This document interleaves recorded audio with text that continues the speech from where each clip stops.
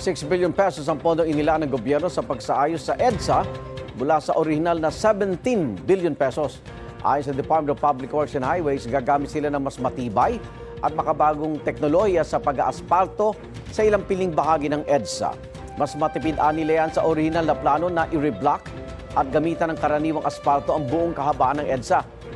Pinaikli rin sa 8 buwan ang EDSA rehabilitation mula sa orihinal na 2 taon. Magsisimula na ang Phase 1 ng EDSA Rehab sa bisperas ng Pasko, December 24 hanggang January 5, 2026. 24 oras ang construction habang walang gaanong dumaraan sa EDSA ngayong holiday season.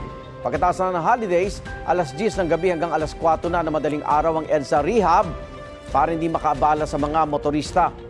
Pagtitiyak ng Department of Transportation, hindi maapektuhan ang operasyon ng bus carousel.